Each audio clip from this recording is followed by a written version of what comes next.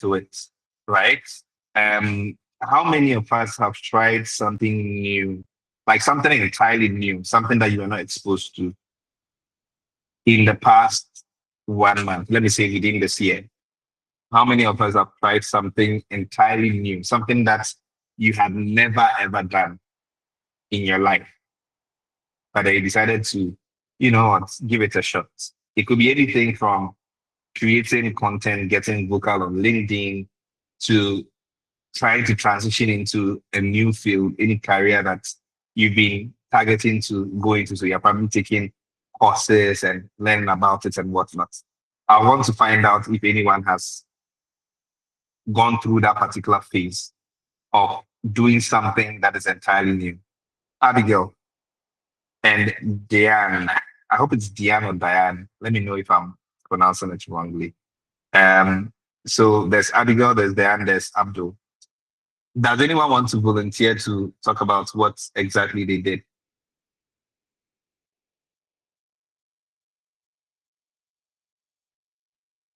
Okay. Diane, because you raised your hand with Abdul. No, it's Diane. Okay. So, in the past month, I don't know if I should term it as coaching, but I've tried to develop a structured way of getting some of my work colleagues and friends to become more active on LinkedIn. So, um, reviewing their posts, like teaching them how to optimize their profiles, etc. So, I don't know if that counts. Okay, yeah, that counts. Like, so before then, you had never done this for um anyone else apart from yourself, right? Nah, it's just my own posts. Okay, fantastic. So that counts, and I would highlight something about that approach that you're going through. You've actually beaten your first phase of fear, and it's probably giving you more confidence to beat the second phase of fear. So I'll talk about that. Abdul, your hand was up.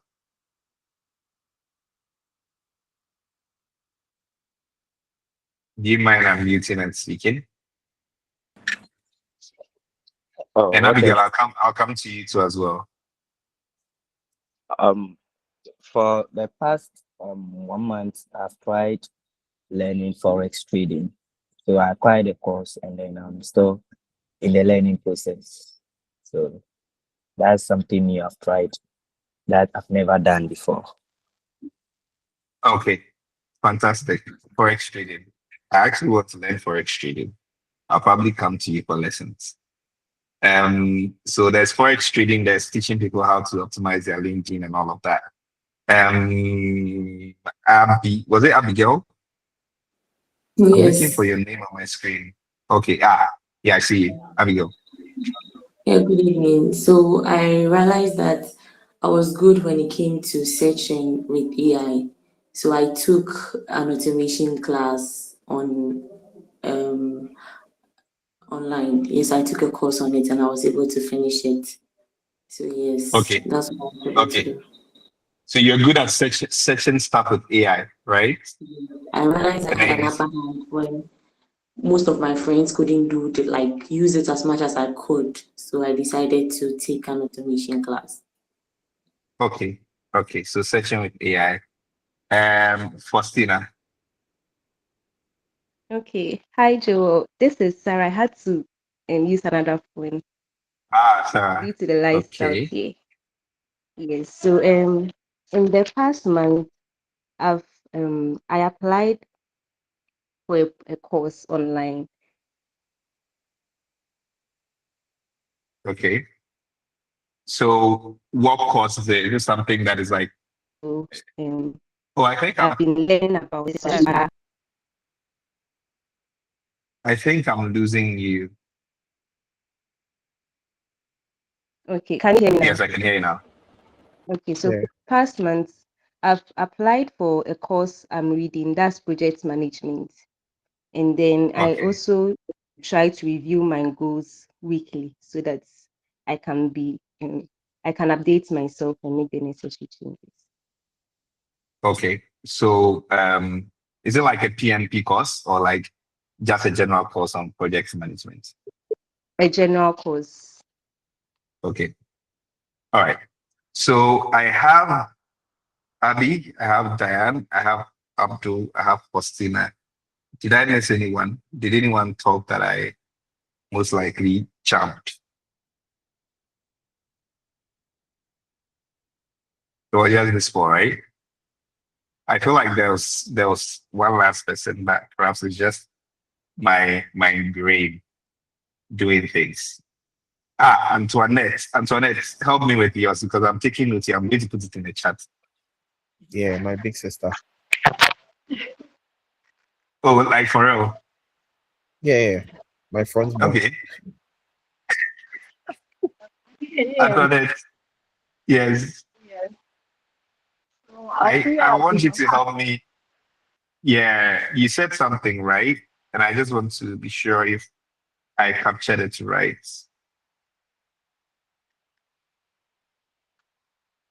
so I think that in the past month I've been going into a sales role, and I sincerely have no idea about it. But I'm just trying to find my way around it because I have targets that I have to make. So that's the one challenge that I had to do with the past month. Wow. Is it just from my end or did everyone hear Antoinette? Did anyone hear Antoinette? No, I think she's not really clear. Annette, you're not clear. Oh. Okay. I mean, that's fine, right? I can make use of the Yeah. yes, I can hear you. Okay, can you Ah, hear me now? yeah, it's way better. It's way better. In the past 2 months, sorry, I've just been thrown into a sales role and I Ah, had no idea about how to handle it. But now I've had to,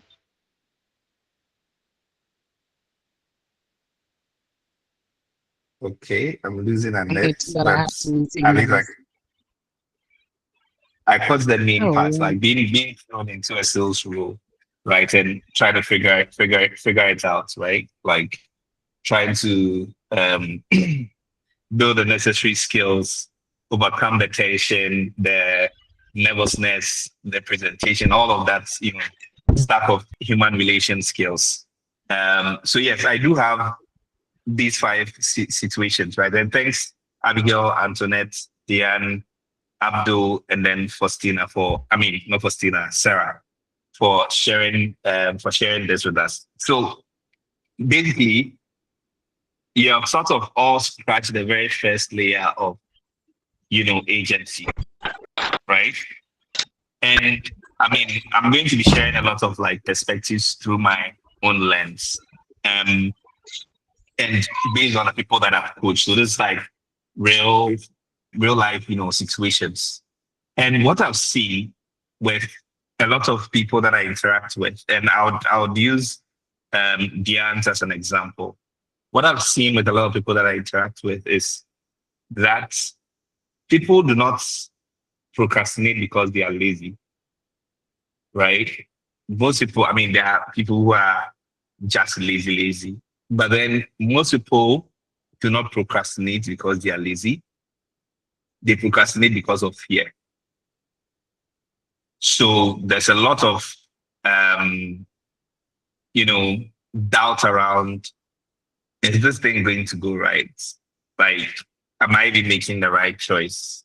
I have limited time and resources. Do I even have to sort of pour some time into this particular thing?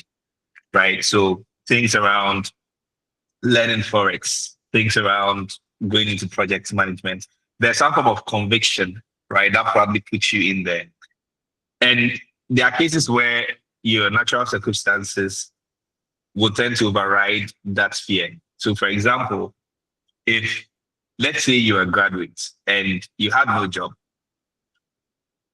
you've been job hunting for years, and then finally you're able to land a job, but the job you landed was sales, right? Someone decided to give you a shot, and at least they are paying you, some amount of money. You need to show up to work and all of that. You may not like the job, but then you might end up showing up, right? and you might end up being forced to execute. So there are always like situations that can get you to overcome that fear. But the very primary reason why people do not take action is fear. And that fear is often fed by uncertainties. So again, you're not sure about what the future would look like. You don't know if if you double down on that particular path, you're going to fail. So then that particular uncertainty and then the fear of the unknown leaves you in a limbo, and then you don't take action. This robs a lot of people, right? And the crazy part is that as you age, generally as you age, your level of responsibility kind of increases, right? So you may move from being someone who's just single to someone who probably has a family, just you and your wife, to someone who has like, a kid or two or three. As you progress through that care, your tolerance for risk also dramatically decreases. And I like to tap into the psychology of things because I believe that when you help people understand why things happen, they are more likely to take action, right? They become more self-aware. It doesn't mean that automatically switches the bulb for them and then gets them to magically take action. No, there's still going to be some element of effort. But then, I mean, research has proven that people who have a reason for doing something are more likely to do it, so long as the reason is sound, right? So in this context, it's more around understanding why you're probably scared about the situation that you have to do. I mean, the opportunity that you have to leap into. So I'm sure at a point in time, maybe Abby is the one who has the biggest fear right now because she has to wake up every day to go and talk to clients. But let me take it from the very, very soft parts, right? The soft part is someone like Diane, right? I hope I got the name. I know Diane. I have a friend called Diane, so please pardon me, Diane. I have to be switching context. So for someone like Diane, your first layer of fear probably was you being able to get on LinkedIn and post something about you, whether it's about your day-to-day updates, your professional development and whatnot. Did you encounter any fear? Like, did you see yourself holding back from going into that particular phase of having to make your first post on LinkedIn or having to even post consistently on LinkedIn? Right. So that first layer has been scratched. And the thing about agency is that the more you execute, the better your chances because it's just like investing, right? Or being able to expose yourself to risk. The way risk works is that one time you do something risky and then it works out, your brain recognizes it as, that thing is not as risky. Maybe in the moment when you were doing that, you were feeling very scared. But then your brain gets you to recognize that that particular action that you took was not as risky overall. I mean, after all. So naturally, your brain gets into this whole adaptation mode, where if you find yourself repeating that action over and over again, it becomes, like your second nature. And that's how behaviors are built. It's the same concept that applies to why rich people would continue to get rich. So sometimes you look at the kind of risk that a rich person takes, right? In terms of financial risk. And you are looking at your own situation and telling yourself that you probably would not have taken that risk. But the thing is, that person most probably has like a bit of cushion. They've executed that particular action over and over again. So it's created this pattern in their brain that does not get them to recognize the same risk that you are probably seeing as risky. It does not get them to recognize it as a huge risk. So it goes on to, if I'm connecting this same concept to the bit about the age progression against risk that I was talking about, you get to understand that the best time to take all the risks is when you're young, right? It's pretty much obvious. But then the whole idea is that the moment you miss that window, when you're young, you feel like you have a lot of time, right? So you get that illusion that, okay, I could always exit, I could always get my shit together at any point in time. But then the other part of the coin that people do not highlight or talk about is that as you move along the curve, the age curve, you then realize that your tolerance for risk drastically reduces. And it's influenced by a lot of things in your environment, your financial status, and whether you have a family, you have people that you're taking care of, and all of that stuff. That drastically or dramatically impacts how well you take your risk. So it's very important that if you're young, this is the best time to sort of start taking all those risks and then getting comfortable with uncertainty. Now, the other part of agency that I want to highlight is the environment that you find yourself in.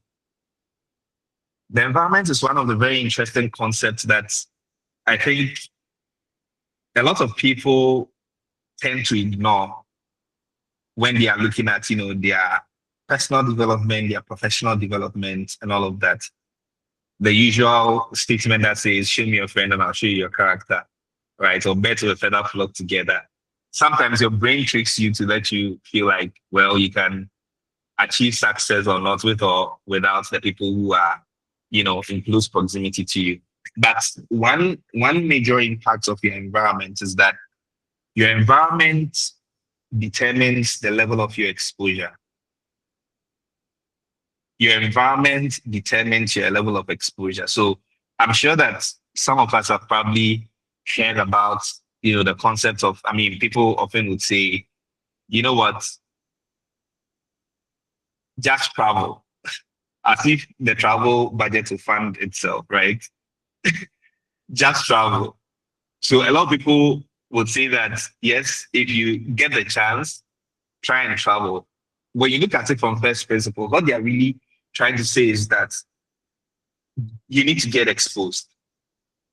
And I think I didn't mention it in the last session that one way you get to change your environment is that, yes, if you don't have the budget to travel, then you need to embed yourself in the positions where you get to meet the people without traveling. Because that's the fundamental bit, right? Yes, if you meet people in person, it's a whole different vibe. You experience different cultures, you experience how people are, and all of that stuff. But you shouldn't get discouraged if you don't have a travel budget, right? The fundamental bit is, are you able to get yourself in touch with people? People who would shape your perspective, people who will change your worldview, people that you talk to and you feel inspired, right? And are these people just, ideas people, or they are really people who execute? They are people who you get to see that they are constantly progressing. They are constantly moving from point A to B. You get to see that clear growth trajectory. So are these people that are moving in that direction, or they are pretty much people that would continue to dream about the good life that they want to have, but they never take action? So your environment is key. And I've been talking about a lot of the external factors, right? The fear, the risk that's associated with doing uncertain things, your age, which you don't have any control over, because as you move, as you progress with your age, your risk level just tanks, right?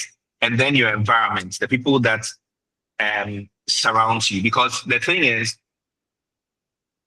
again, why I'm spending a lot of time here is that till you get aware about your situation, it becomes very difficult for you to carry yourself and then move on, like carry yourself and move from point A to B. And one major concept of agency is not having to wait on people, not having to wait on direction, not having to wait on permissions. in order to get things done. So once you think through all this bits of, okay, where do I sit right now in terms of my age? Is that probably impacting how I see certain risks, right? How I even approach growth? Am I embracing growth, or it feels very scary? The environment that I'm in, am I surrounded by the right people, right? The right people who would challenge me to get things done, not from just an idealistic perspective, but from a perspective of we are all sort of achieving our goals. So, let's get things done and let's win together. As we reflect on that, we can now start diving deep into some of the core things that you can do today that can help you become high agency. I think most of you have heard a lot. I mean, I'm always rambling about curiosity, information seeking behavior, curiosity, information seeking behavior. I'm constantly talking about it. And the reason is that if you want to seize the opportunity to chart your own path to success, if you don't want to put it in the hands of other people, then first of all, you have to be informed, right? So the bit about the environment that I spoke about, when you're right around the right people who are achieving their goals and all of that, you're inspired. You're not only inspired, but also you become informed of how to get things done. And there's this thing about, I would say it's a bit more culturistic because I've seen it a lot with Ghanaians. Typically, like there have been cases where I refer someone for a role and I literally do not hear anything from them till they either get rejected or they announce on LinkedIn that they've gotten the role. I've had that like, a couple of times, and I'm not saying that I'm looking forward to people coming to me and encouraging me. No, I'll give you a background to why that is an issue. But culturalistically, I've seen that there are a lot of people who do not also like communicate. They don't over communicate, or they don't communicate openly. And some way, somehow, it may feel like, from their perspective, it may feel like you don't want to be a bother to the other party, right? So because I don't want to be a bother to you, I wouldn't even want to, approach you and ask you some questions. And it's something that happens. So you would often find people running on a lot of assumptions rather than validating the assumptions. Yeah, sometimes they tell you that you can achieve your goal if you're very delusional, right? If you're not primed against the reality, you can achieve your goal. But also there's the other part where you don't entirely have the cushions to be taking any risk anyhow. So you have to take informed risks, right? You can't just decide to embrace any level of uncertainty without planning, without understanding your current situation, the people who are dependent on you, and so on and so forth. And why I'm highlighting this is that fundamentally, information reduces risk. Information reduces risk. When we started, I spoke about how most people do not embrace, the high agency culture because of fear. So there's going to be a lot of procrastination. I'm going to do it later, all of that. But deep down, it's really fear. And the thing is that this fear is often fueled by uncertainty. So the thought of, is this going to go well? It's too risky, right? Deep down, when you sit down and you try thinking about it, you feel like, okay, it might not be worth your time because it might not bring back the results that you want. But how you overcome that entire thing, that entire approach to things, is staying informed, right? So staying informed means being able to expose yourself to situations where you can learn more about a particular subject or scratch the surface a little bit more for you to see what is beneath, right? And whilst the environment can dictate the information that you get exposed to, you can also voluntarily dictate the kind of information that you get exposed to. So the average person, again, may not reach out to people because there's a risk of rejection, right? What if I reach out to them and they don't mind me or they don't respond to me? It's such a shame. So I'd rather keep my ego, I'd rather keep my pride and then move on and roll with either assumptions or even ditch my goals. So there's a lot of that in the mix. But the whole idea of gathering information, which by the way, currently I would say currently the only limiting factor to boost your agency is the availability of time, right? Because information abounds. So whether you need information on Google, whether you need information on YouTube, whether I want to read research articles, Medium, whatever it is, like information abounds so much that sometimes it's just really just a Google search away. And one of the things that you can start tuning yourself, like one of the very first things that you can do in terms of agency is being able to find information on your own. And I think the last time I shared this perspective, but I will continue to share this perspective again. Before you reach out to someone to engage them, for them to, give you a bit of their time, and also to reduce the risk of people rejecting you, which is sometimes the reason why you don't even want to reach out to people in the first place. What you can do is to create a filter, like have a workflow for how you gather information. So like I mentioned, your biggest resource is time. Your biggest resource is your willingness to want to scratch beneath the surface, go into rabbit holes, learn about some particular topic that you're trying to get clarity on. Because the default thing that your brain tells you is if you need some information, ask someone.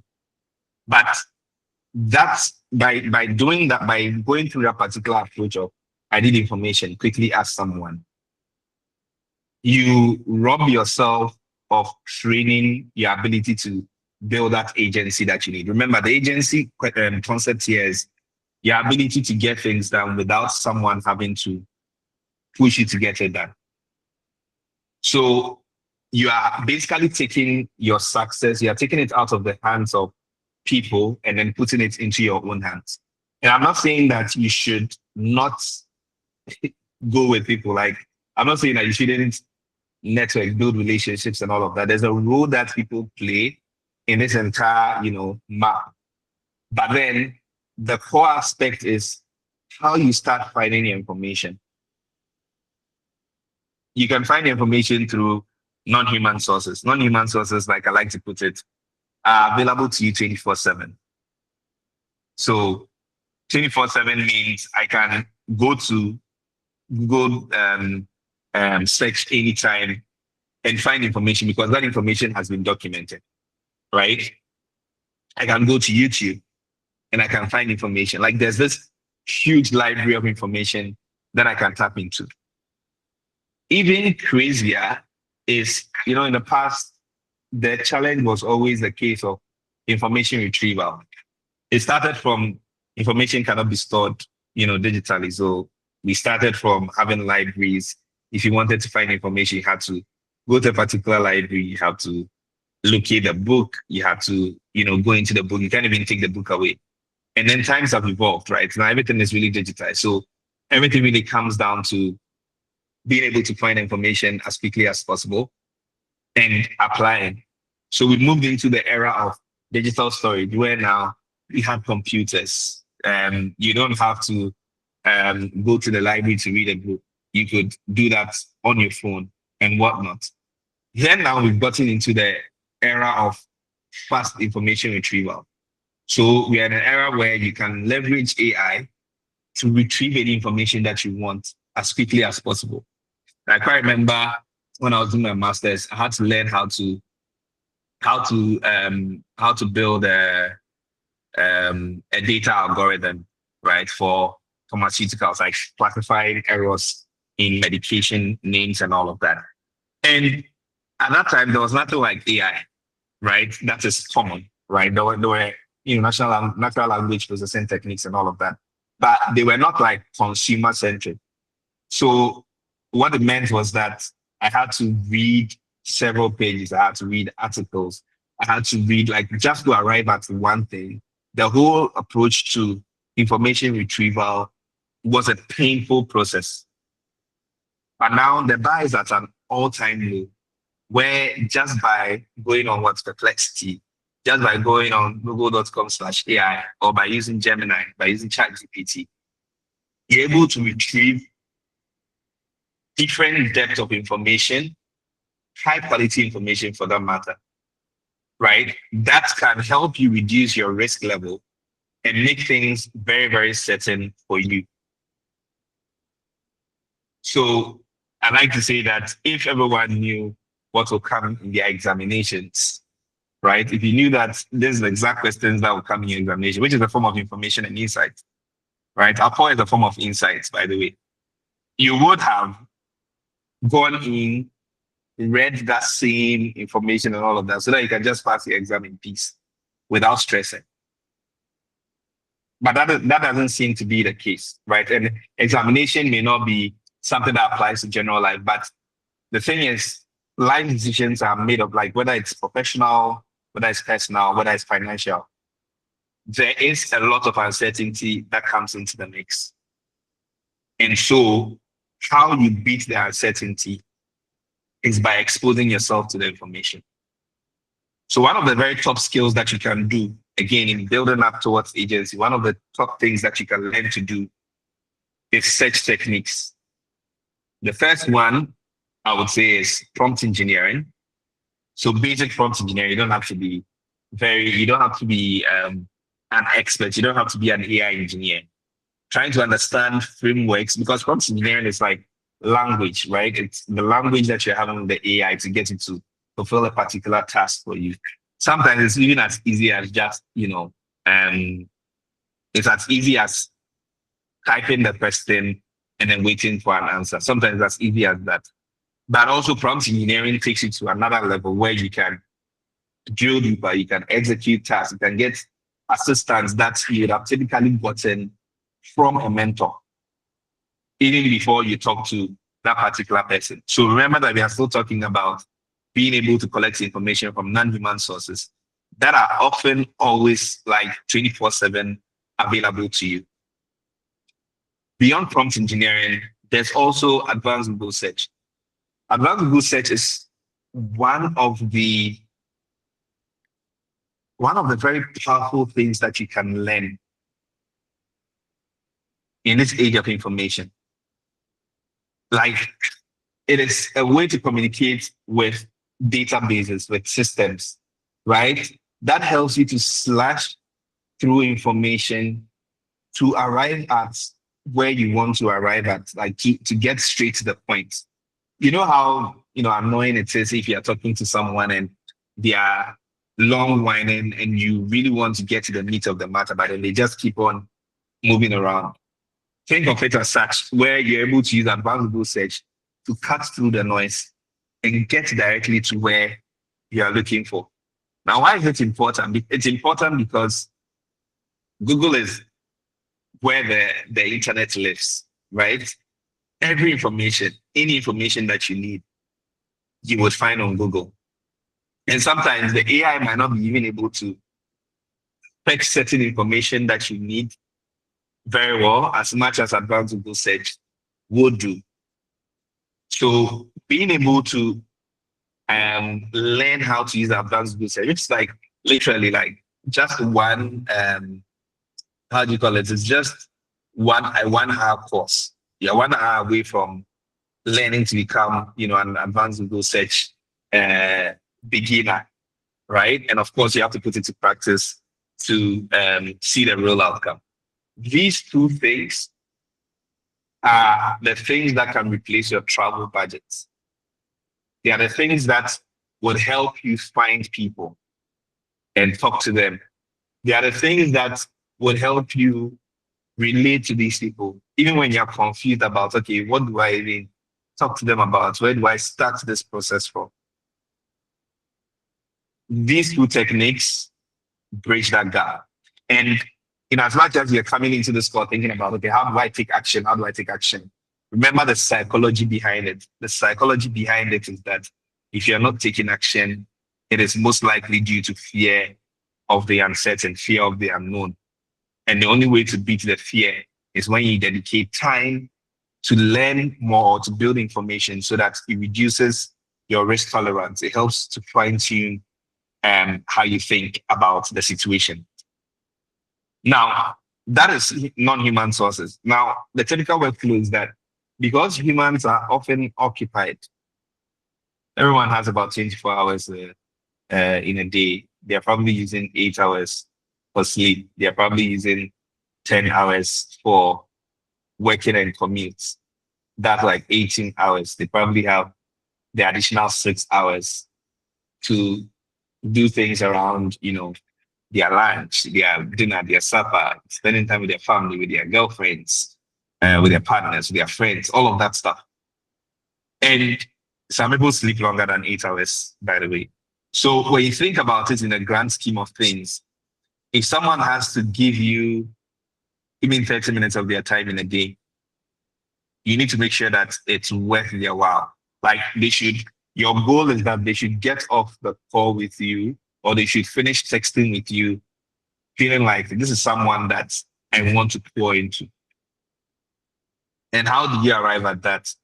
You arrive at that when you go through all the grants work, all the dirty work, right? That's your first layer of execution, your first layer of agency, building information about a particular subject. Because most often than not, people like this bits where they're like, well, I want to get close to this person, but they forget the aspect that relationship management really relies or rests a lot on value exchange. So instead of thinking about it that, okay, I want to get close to this person, it's more around how can I be of value to this person? And being of value to someone is a mixture of how they perceive you, right? You don't necessarily have to be rubbing shoulders with them. They don't need to be people that, are ahead of you. Like there are no rules around it. If someone has the potential to be a helper, right? Maybe that person is a catalyst, someone that you can connect with, that will move you from your stage B to stage D or stage E to stage G. Then you have to do everything possible to get yourself in their books. And in order to get them to respect you, in order to get people to put you on a pedestal, in order to get people to perceive you highly, what you need to do is that you don't get on a call with them to ask them information that is very basic, information that's like a Google search away. It's one of the very easy ways to sort of destroy your reputation. And a lot of people do not like, they don't necessarily picture it this way. They don't look at it from this perspective. But the bottom line is that people like to draw to value. And value can be expressed in so many forms. Value can be expressed in excellent attitude, right? Value can be expressed in helping someone achieve, their goals, or helping introducing someone to another person, and then that other person that you introduce to that someone achieves their goals or achieves some level of success. Value comes in so many formats, but the core fundamental here is that at the point of going to interact with someone, you want to ensure that you are able to present yourself as someone who is valuable. Worst case, valuable in terms of attitude. So what does that attitude looks like? I wouldn't get on a call and like if I need help, I'll be asking you questions around something that I could easily Google, right? However, I could get on a call and then frame my conversations with you as okay, I thought about this. This is the kind of research that I've done. This is the kind of deep dives that I've done. And I got maybe different perspective of A, B, C, D. I would want to get your own perspective because of X, Y, Z. By presenting yourself in that light, it changes how the person sees you. They sort of put you on a pedestal mentally, right? So perception is reality. Like I keep telling people, perception is reality. That's why a lot of people who may not necessarily be qualified end up getting the job because they are giving off the very good vibes, right? And it's sometimes very sad that people who are qualified, people who are intelligent and all of that ignore this part of human interactions. So again, whilst you are moving towards agency, remember that you come across information, online sources, all of that stuff. Sometimes you get your answers. Other times you wouldn't get your answers. Other times you have to really drill down and then talk to people. But then in talking to those people, you're not going to them as someone who's coming out fresh. You're not coming to them green. You're having an engagement with them where you're giving them the chance to experience that no, you're not lazy. You're worth their time. You're worth their time because you're able to find things on your own, right? Which is the attitude. Like they should feel that vibe that, okay, this person that has reached out to me is not someone that's probably going to waste my time.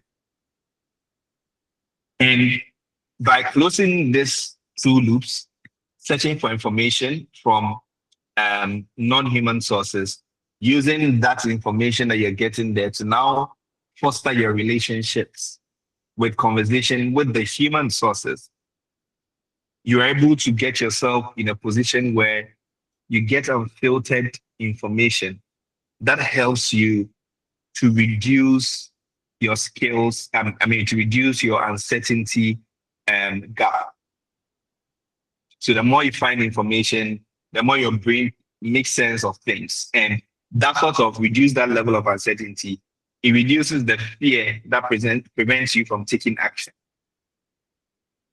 But again, after people get this information, they don't take action, which is the fear of failure, right? They don't take action. It's like, okay, you've been able to get all the information that you need. Like you've spoken to this person, you have an idea about things, but you start gravitating towards wanting to sit on webinars, wanting to, get more information and all of that.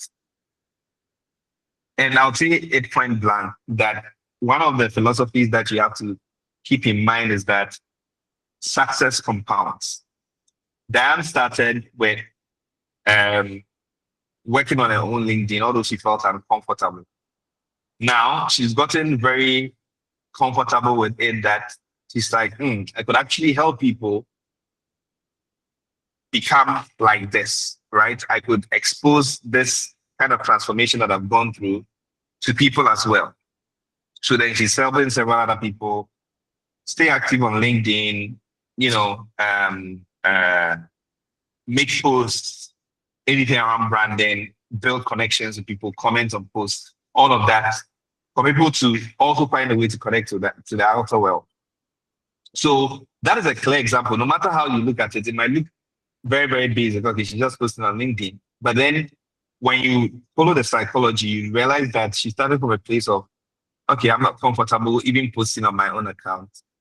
And now she's gotten to the point where she's like, well, I've built a system around how I go about my posting. I think other people should have this.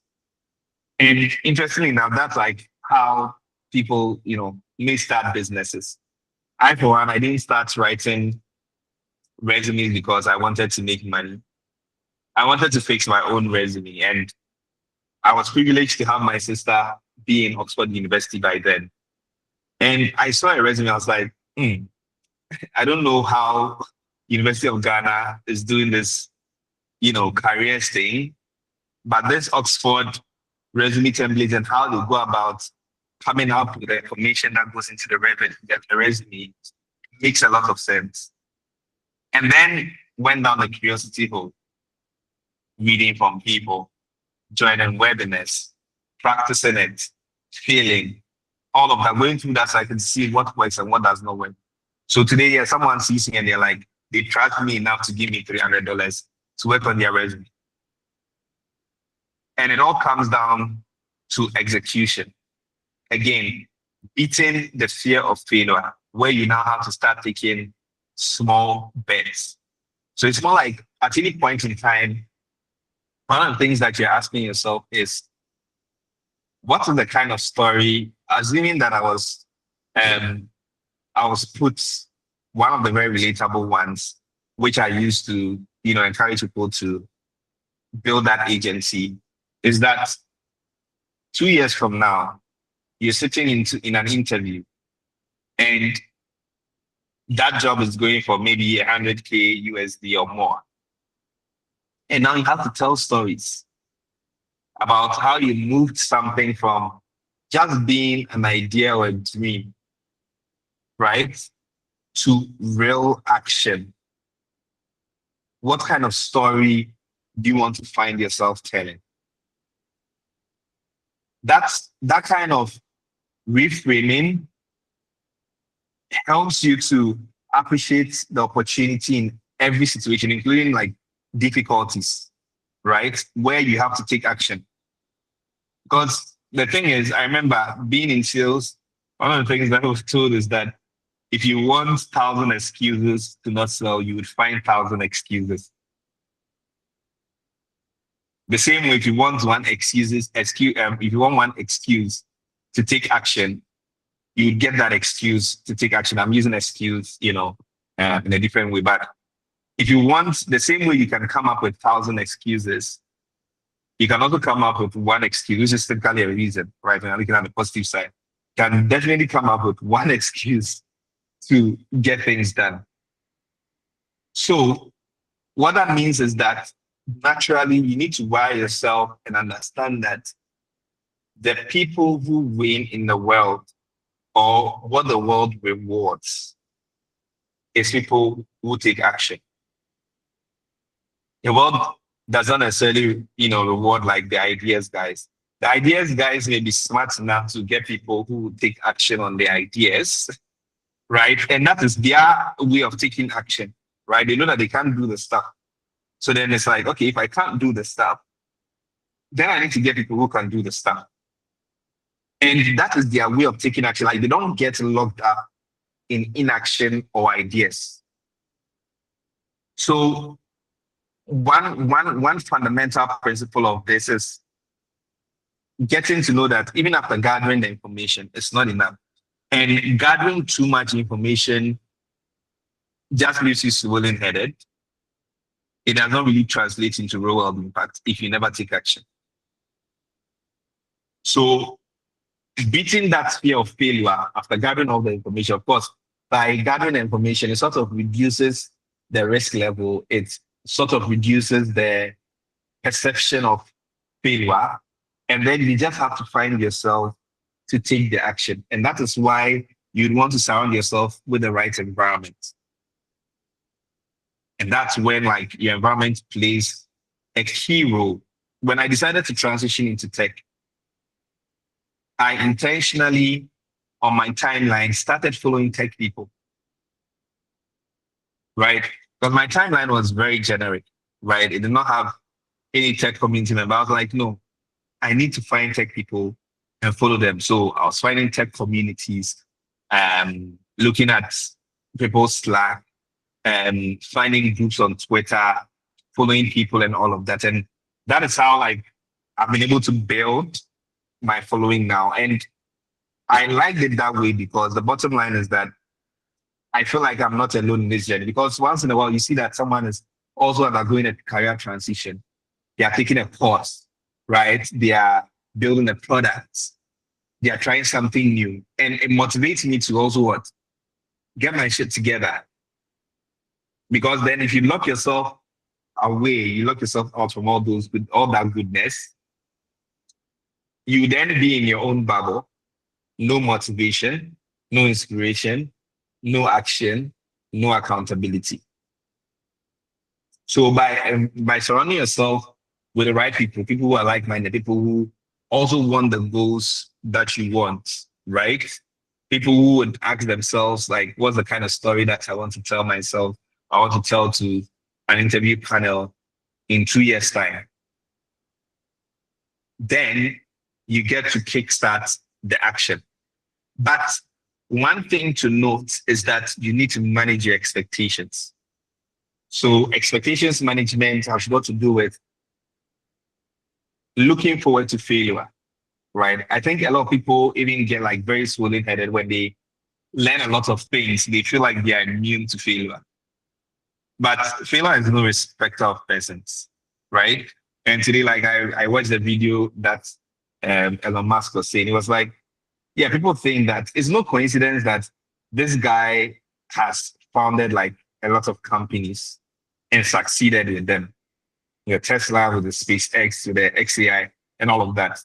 He succeeded with them. And you like if it was just once, right? Or twice, you could have probably said that, okay, it's luck. But the guy has done it 5 times. And for him, his principle was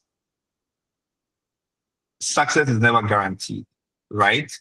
But then you have limited time to execute. The more you give a shot at things, the more you try things, the more you increase your chances of success.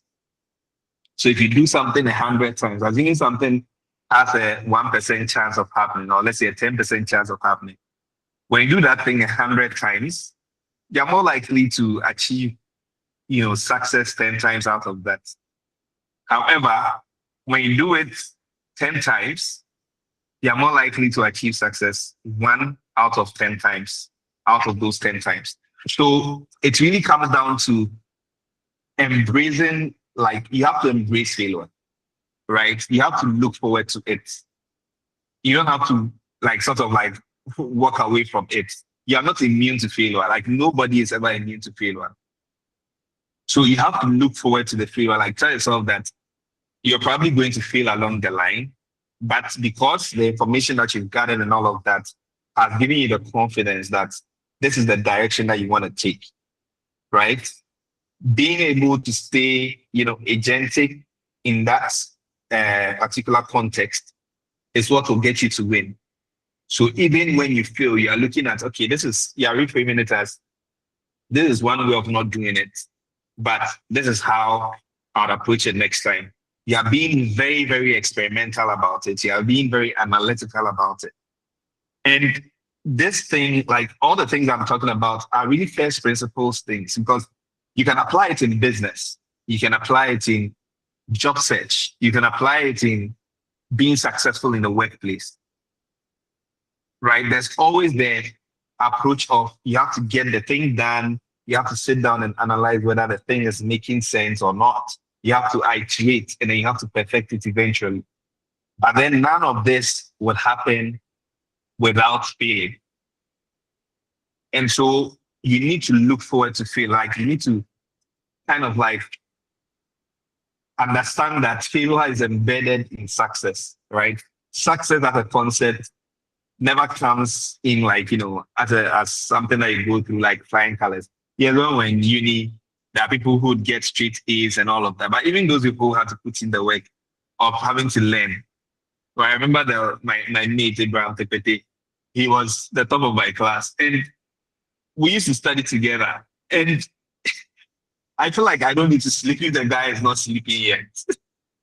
Because even if the smart guy, the guy who is smart, is still studying, how much more you, right? I wasn't the best student, I was a good student, right? So that it comes down to that kind of vibe, right? Being able to understand that failure or success as a concept has failure embedded in it. So despite all your goal of, reducing uncertainty and all of that, reducing uncertainty and all of that is just to help shape your direction. It's not meant to let you evade failure, right? But then it gives you the opportunity to make new mistakes that other people can follow. So if you are trying to venture into something new and you don't ask anyone, you don't talk to anyone.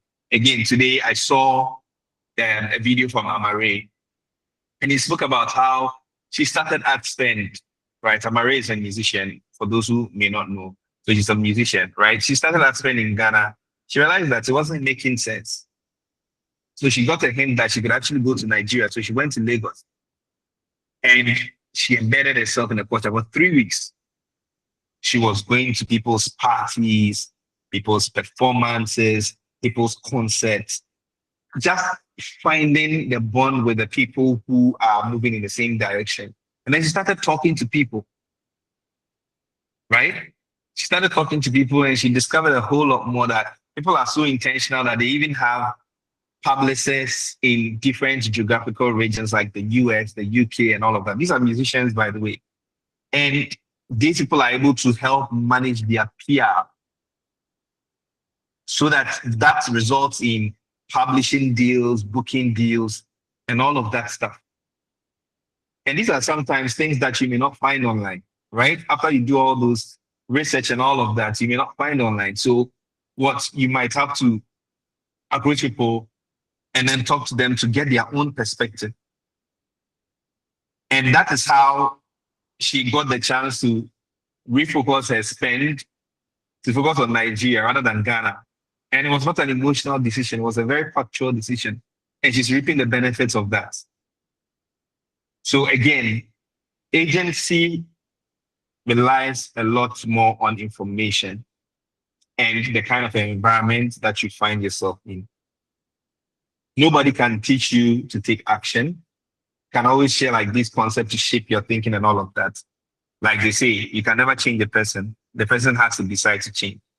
So it really comes down to you telling yourself that okay, you want to take the action and you want to embrace the failure that comes with it. So that it doesn't look like the moment you take the action and you go and, get the inappropriate, outcome, you then ditch that goal. No, that's not the point. The point is that once you found the direction, by gathering all the insights and the research that you've done, you just give yourself the time and patience to blaze through, whether you are setting up a business, whether you're transitioning into a new role like Antoinette, whether you're also looking at going into forex trading, which is like a business on its own, managing your finances and all of that. Everything really rests on information and the kind of environment that you find yourself in. So to wrap up, I would show you what I put together because then for a long time, I had people reaching out to me and saying, hey, I want you to mentor me and all of that. And this mentorship Bible, it's open source. Anybody can create a copy. If you're a mentor for someone, you can share this with that particular person. But I was like, well, you're probably looking for a mentor or me, maybe to unlock your next level of good. You end yourself a challenge. So you must own the mentorship relationship, right? That's like agency. Sometimes you have to force the behavior. And it's been one big filter that I've been using, right? To filter out people who come and say, hey, I want you to be my mentor. I literally throw this at you and see how you're going to come back. And I tell you straight away that in this relationship, don't expect to get answers. So expect to be inspired to find answers because when I rob you of the opportunity of getting things done, that does not mean that like I can never share my perspective, right? But before I share my perspective, it's always going to be a case of what have you read, what have you found out, which is what true mentorship is. Mentorship is not always dumping ideas on you, but it's really about shaping your mindset around things. And a couple of years back, like about 10 years back, I had my very first, professional mentorship relationship. And it's one of the things that I'm very grateful for because my mentor taught me this principle of ensuring that people find answers on their own, ensuring that people take decisions on their own so that they own the outcome of their decisions. The best you can do is to take their perspective of what the outcome could possibly look like, which is, something that you need experience to eventually know. So expect to answer why questions that explore your motivation. Expect most of our engagement to be focused on what the long term looks like.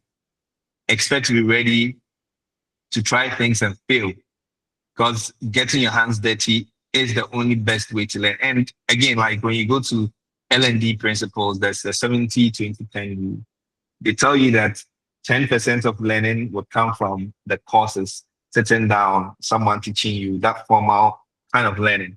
20% of the learning will come from your peers, informal approaches like this, right? There's like a very big webinar where I'm sharing my thoughts and perspective about things. You don't have to take it, but it's something that I've seen that it's worked for people over the years. And then the 70% comes from those who actually put the things to practice.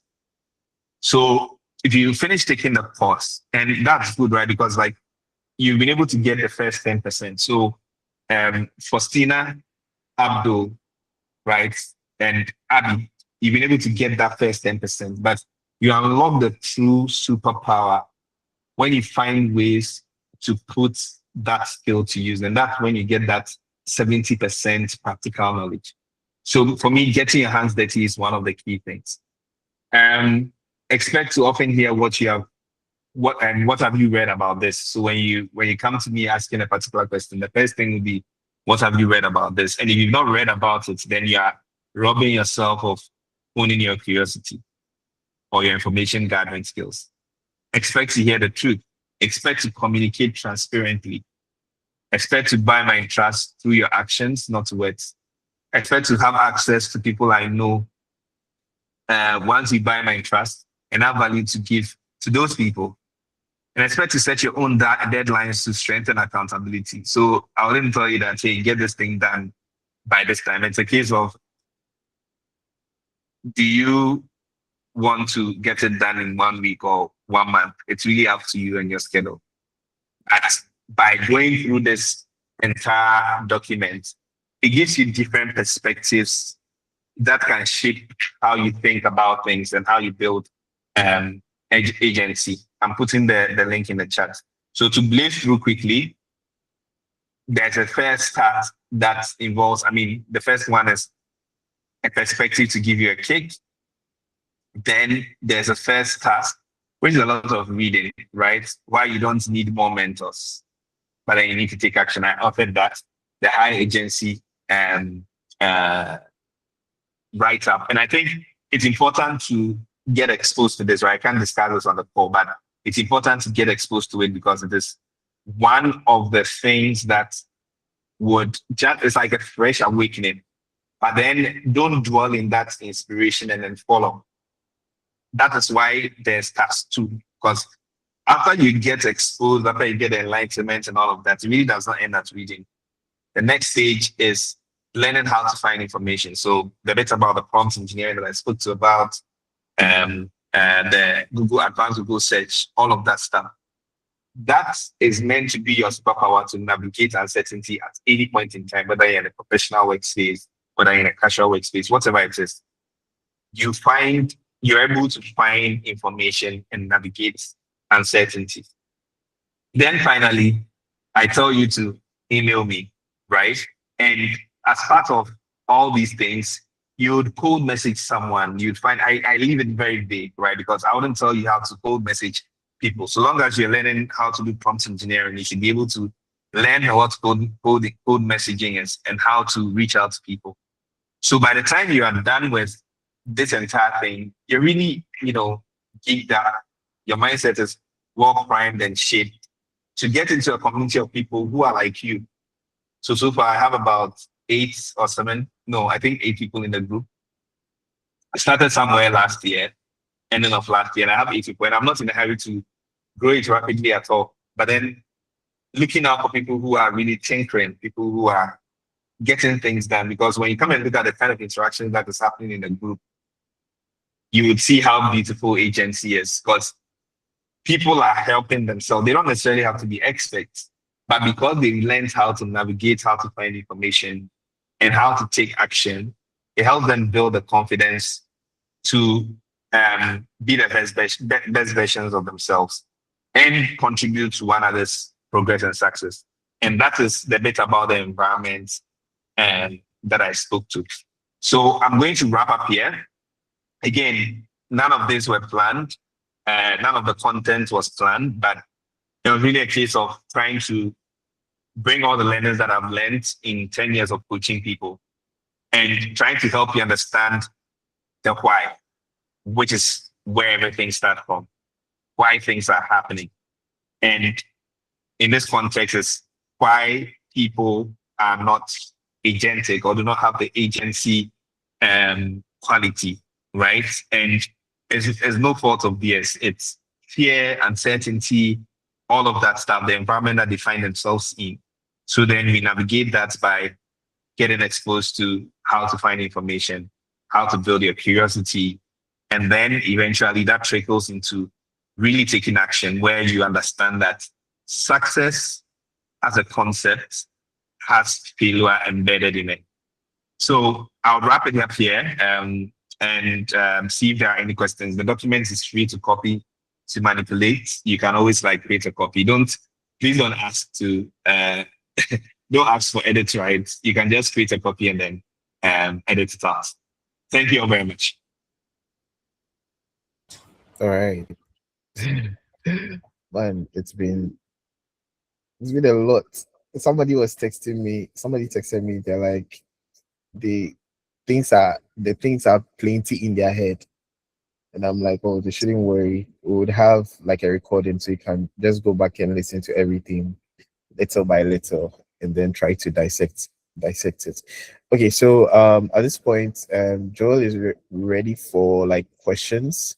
So if anyone has questions based on Joel's presentation, you can just lift your hand or something. You can write it in the chat and then I'll read it. If you want to also like say it yourself, then you can unmute yourself and then ask.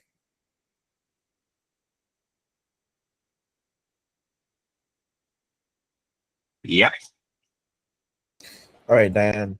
If you can unmute yourself, yeah.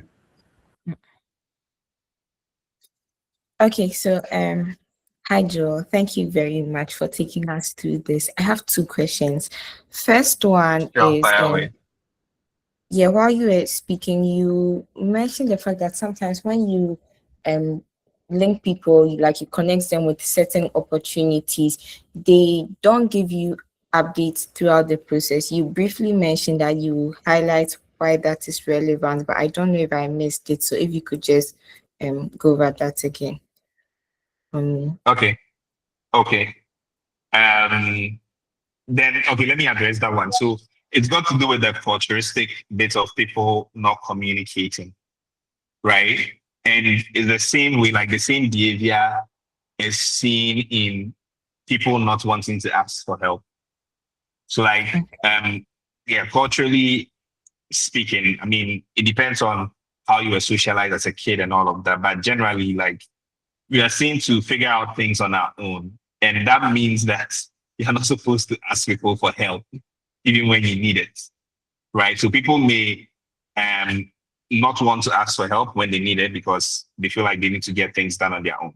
There's also that bit where it's like, well, if you reach out to a person, the person does not mind you, yeah, wow. So then it's like, okay, I don't want to even let me save my ego, let me save face.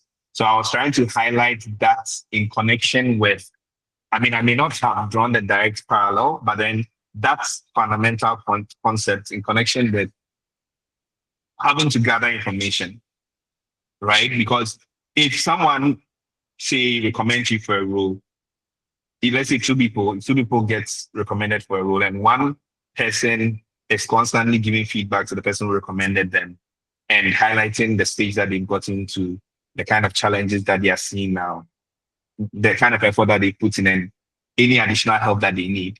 That person is more likely to succeed as against the one that did not, communicate, right? So sort of went through the full process and probably got rejected somewhere or even got the role.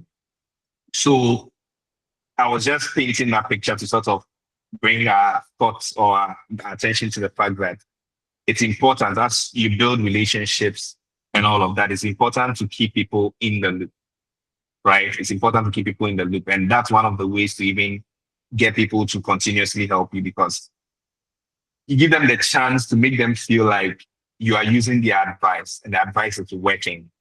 And so they are consistently going to feel like, okay, if I invest my time in this person, they are more likely to bring that feedback, that return, and that feedback is one of the things that gives people a lot of highs.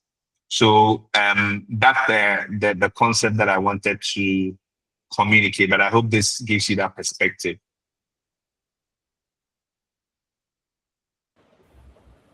Yes, yes, that's much clearer now. Thank you.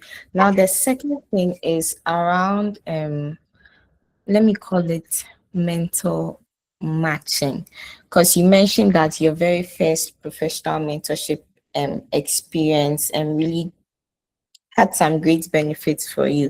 So personally, I also try and look out for a lot of information, right? So I tell myself I have remote mentors, and when I see them doing something I think will help with my career, then I go along with that.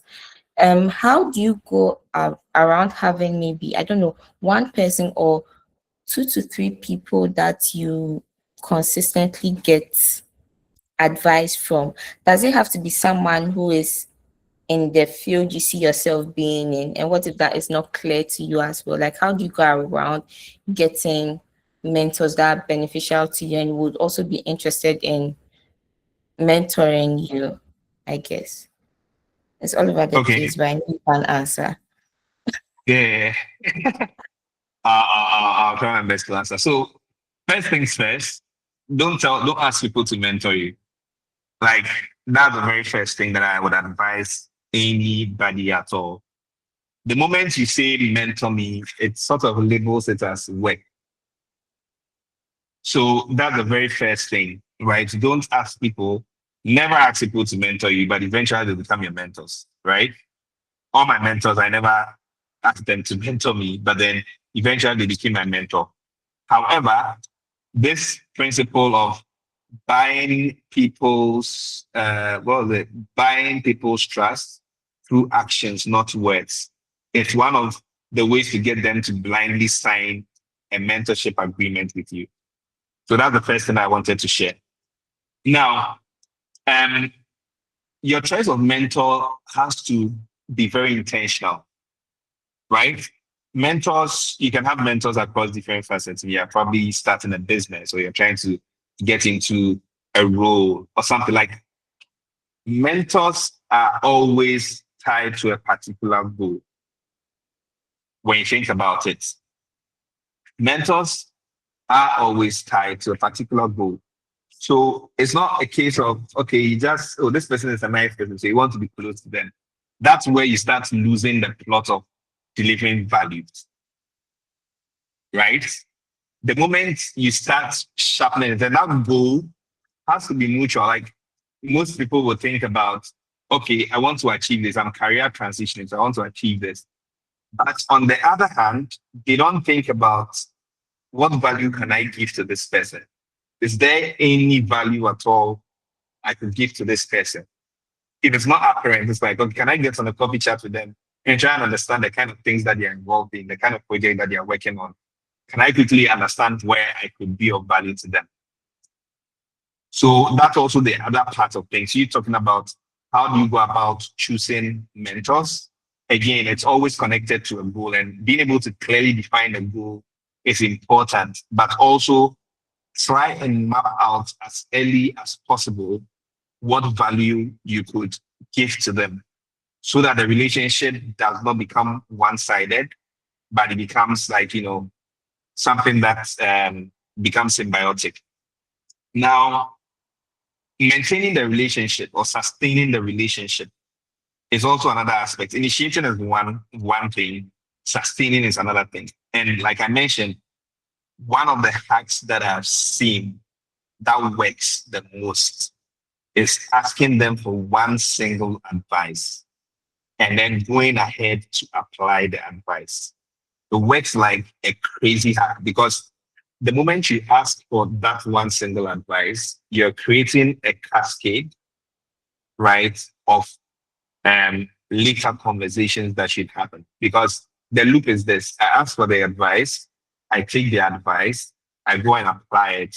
Whether I hit a block or not, I get the feedback, I share it with you. But most likely, if I hit a block, I'll try and figure it out, right? Because I want to get you to know that I'm about like my business. So I'm going to ensure that I work my way around it. And that's where your prompt engineering and all those things come into the picture. Like, get better perspectives about the situation, try and find ways around it. If you found a different way to execute that advice that they gave you, try and keep them in the loop. Let them know that, okay, this is what happened, all of that stuff. And then you continuously check in. The next time you go in there to want to seek another advice, it's not like it's going to be a no-brainer, mainly because it feels like the first time they committed to you, you ensure that you put whatever advice that they gave you to use. And I've seen this over and over again. I've seen people talk about it that, well, I mean, this person, when they come to you for some advice or feedback and you give them that feedback and then they ghost, then the next time they come to you, they don't even provide feedback or anything. And then they come up with a new problem that they want solved. The moment you build that cadence, people would not be entertaining your presence, right? So sustaining the relationship, this is one of the ways to do that. Being able to recycle the feedback. So take the feedback, apply, give feedback, take another feedback, apply, give feedback. That way you build trust with the person. So the person knows that when it comes to Diane, I know when I share some concept with her, she just doesn't slack like anybody else. She shows up. And that's how they're able to sort of plug you into some networks because they feel like, well, you're able to show up, you're able to preserve the trust. So I believe that the way you respect our relationship, you'll be able to translate this respect to other people that I know.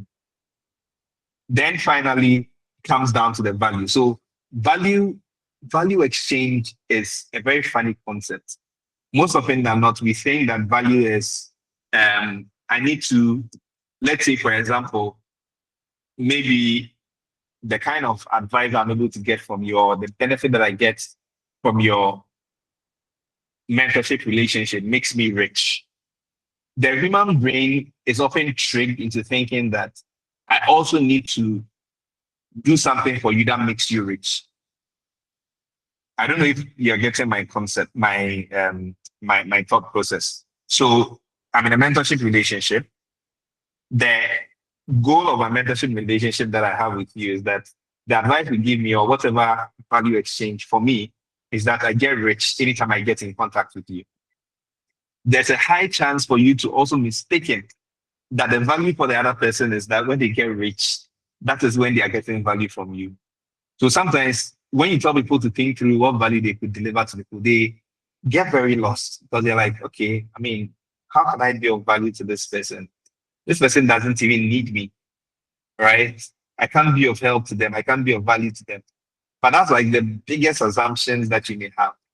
And as a salesperson, right, one of the biggest jackpots is when you're able to identify the needs of whoever you're building a relationship with to sell to them.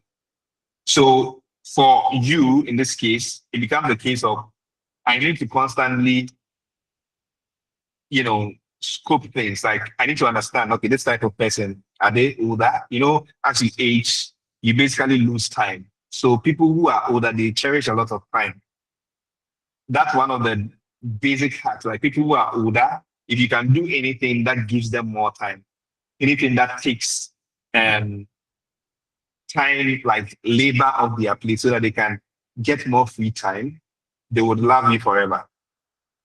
So that's like one of the hacks. But again, I would leave the rest to you to explore. And that's the power of AI, right? If you're able to get the persona of someone and you're able to feed it into AI, it can give you some suggestions around things that could be of value to the person.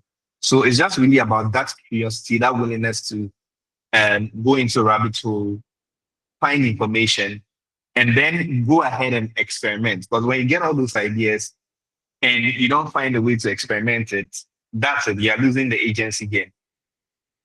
So again, in terms of sustaining relationships, you can choose the network of looking about how you need to leverage your goals to choose the network, but it has to be a value exchange. How to keep the network going or the relationship going by ensuring that you are consistently giving them feedback. You're applying their feedback and giving them feedback on that feedback so that you can get more feedback from them and then build trust. And then finally, sitting down and thinking about what will be valuable to them. right? Beyond the attitude, your attitude and the trust that you built, what will be of value to them? And I think that is where you crack the relationship game with people. So, Diane, I hope this addresses your question in full. Okay. Yes, All right, yes, great. it was. Thank you so much. All right, great. Please, I'll take one last question. Anyone with a question they want to ask?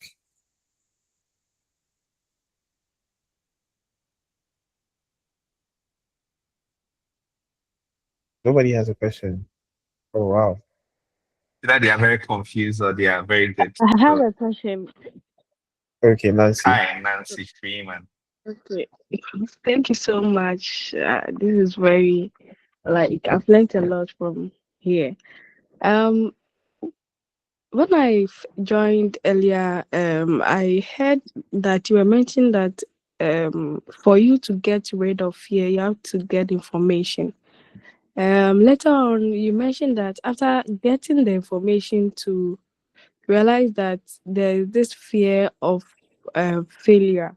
So how then is it for us to conclude that the the solution for fear is to get information, because two of them are conflicting. You see, before you overcome fear, you have to get information. Now, when you've gotten the information to there's this fear. So the two sides, Okay.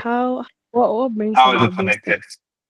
Yeah. Yeah. I probably did not make that clear. So there's the first layer, which is uncertainty, right? It's like when you feel like you're going to fail, it's mostly because you're not certain about, what the next step ahead is like. So that uncertainty can be fueled with a lot of things. It could be a case of you don't have the skills, you don't have the resources to take you to the next stage and all of that stuff. That is the very, very first part. So at that point, you're like clean slate, right? You don't clean slate, you don't have anything, you don't know anything about the step that you have to take. Now you have to take the next step, which is, okay, how do I reduce this uncertainty? Remember that the fear is not going to be there, like it's not going to be wiped out completely, right? But then you are reducing the chances of that fear holding you back from taking action. So if today I saw like a pool of water, right? And I thought it was deep and I had to cross to the other side. And then later I discovered that, oh, the pool is not deep because someone actually came and then walked through it. Or a car came to pass by and then it passed through the pool and it was not that deep. It takes away that element of fear for me because I've gathered new information. I'm using very, very crude, examples, but it just takes away that feeling of, okay, it's quite uncertain. I can walk through the water and then get to the other stage or the other part of the road that I want to cross to. But then it's never guaranteed that when you walk through the water, it's going to be safe, right? You don't know whether there are animals, like insects or snakes or whatever in the water. All that you know is that it's not shallow, right? So, it's not deep. It's shallow. So what the picture I want to paint is this. You are always going to get, when you find information iteratively, you get clarity iteratively. But then you are never going to get 100% clarity because then you are basically a sorcerer or a magician because you can literally see into the future, right? But what you're basically doing is that you going through non-human sources, going through human sources, you are basically leveraging experiences of people who have probably walked down that path before, just so you don't make those same mistakes because those same mistakes can be expensive. But like I mentioned, you can make new mistakes, right? And by the fact that new mistakes exist in the mix means that it's valid that you should also have some elements of fear because there's a bit of unknown there. But it is not prudent that you go through something that has been proven. People have done it over and over again, have learned certain lessons, and then you go through that same experience and commit the same mistakes that those people committed. So that's what I meant to paint when I said you tend to beat fear, the fear of the uncertainty. You tend to beat that right from gathering the necessary information that you have to gather. But it does not mean that that fear is going to be 100% gone. There's going to be a little element in there because, again, the future is not predictable, but you can sort of increase your chances of something being successful. So I hope that sort of like gives you clarity around that particular concept. And that's why I ended with saying that even after getting all the information, you have to understand that success would come with an element of failure. And remember, like, Jeff Bezos, not Jeff Bezos, Elon Musk's, concept of having to give a shot multiple times. You have a limited period. If you have a 10% chance, if you take 10 shots, you would win once. If you take 100 shots, you win 10 times. So you have to think of it that way as, okay, there's always going to be some elements of failure, but then I have to execute over and over again so that I expect the failure to happen, but then I also increase my chances of hitting some form of success. So I hope that that kind of gives you some solid clarity around things.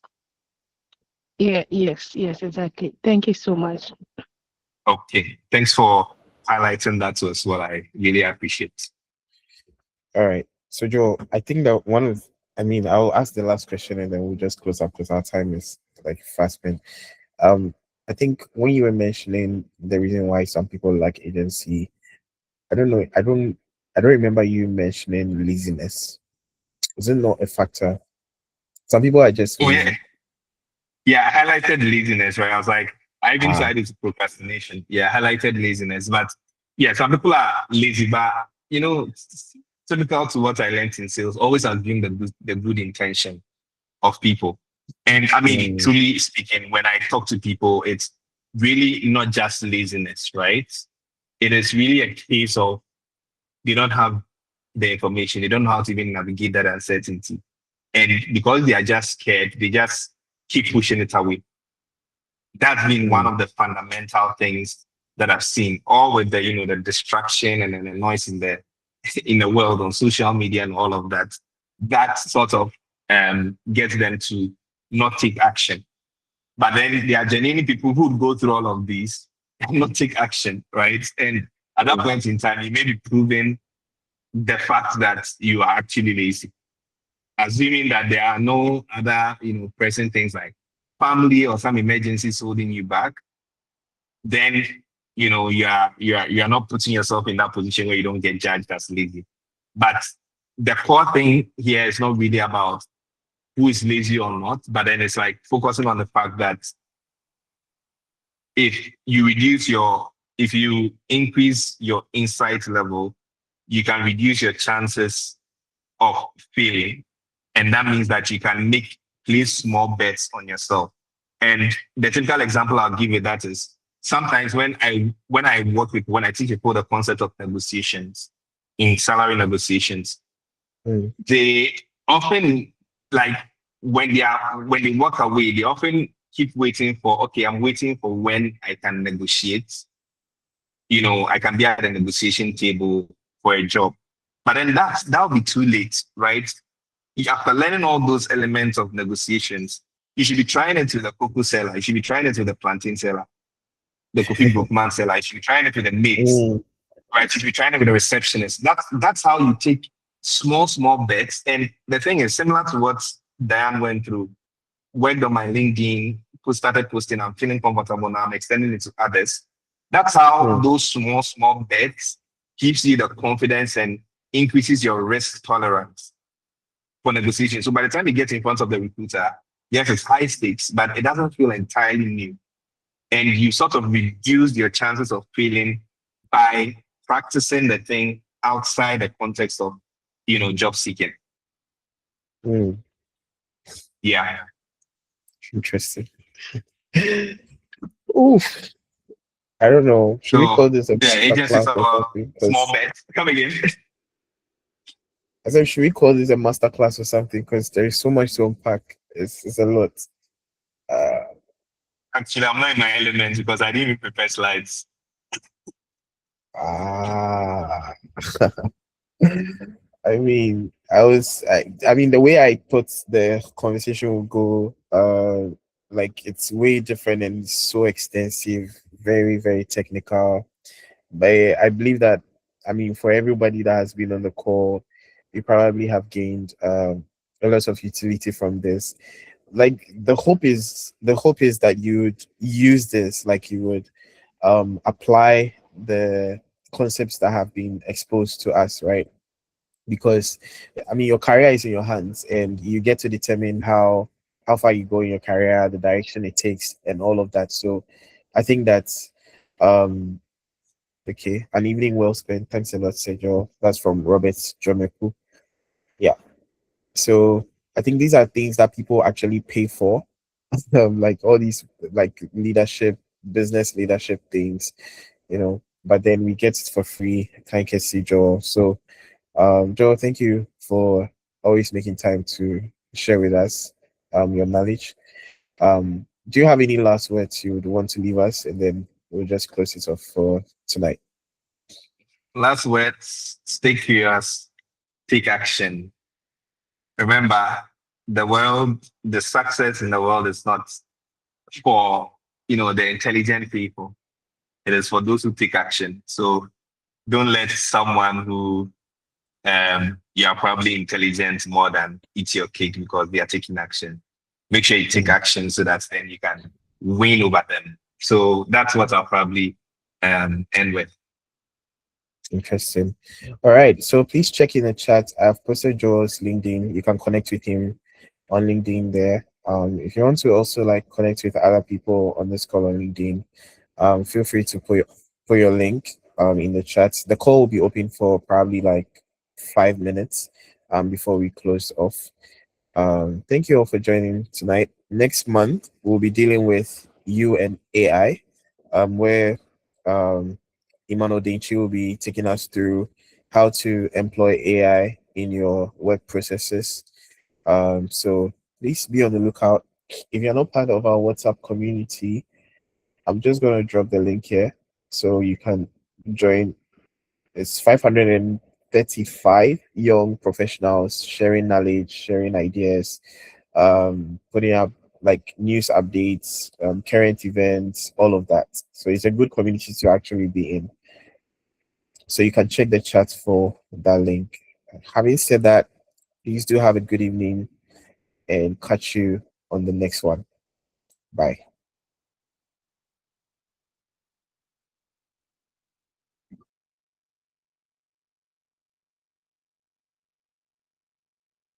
All right. Hope you enjoy your evening, everyone. Bye bye.